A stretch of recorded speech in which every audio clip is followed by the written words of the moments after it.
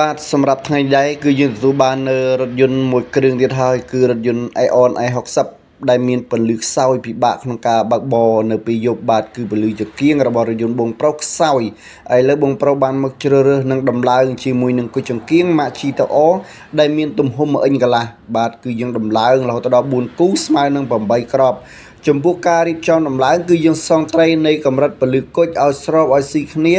ចំពោះការរៀបចំប្រព័ន្ធខ្សែភ្លើងគឺយើងរៀបចំមានដូចដល់តម្រូវតាមលក្ខណៈស្តង់ដារបងឥឡូវនេះក្រុមការងារកំពុងសង់ត្រីនៃកម្រិតពន្លឺគុជក៏ដូចជាការរៀបចំសម្អាតនៅចង្កៀងចាប់ចូលវិញហើយបង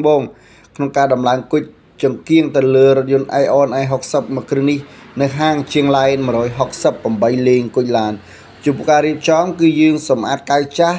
ជូតសម្អាតឲ្យស្អាតកុំឲ្យមានកតិកកទីឬក៏មានស្អីនៅក្នុងចង្កៀងទើបយើងថែមកៅថ្មីបងសម្រាប់កៅចាស់គឺយើងធ្វើការឈូសចេញហើយយើងនឹងថែមជាមួយនឹងកៅថ្មីជិះវៀងការជ្រាបទឹកចូលទឹកបាទគឺក្រុមការងាររៀបចំយ៉ាងស្អាតបាតទៅលើរថយន្តបងប្រុសផងដែរ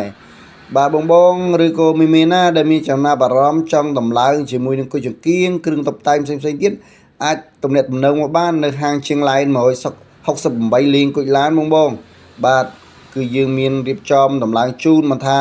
តម្លើងគុជតម្លើងមញ៉េកាមេរ៉ារីខតសកម្មភាពឬក៏គ្រឿងតុបតែងផ្សេងទេបាទគឺយើងរៀបចំជូនដំឡើងទៅដល់បងទាំងអស់សម្រាប់បងដែលមានតម្រូវការតម្លើងទៅលើរថយន្តបាទមិនថាគុជមិនថាមញ៉េមិនថាកាមេរ៉ាទេបងអាចទំនាក់ទំនងមកបានសម្រាប់ការតម្លើងដូចជារថយន្ត Aeon i60 នេះគឺបងប្រុសមកទទួលសេវាកម្មដំឡើងជាមួយនឹងគុជ LED រហូតដល់8គ្រាប់ស្មើនឹង4គូ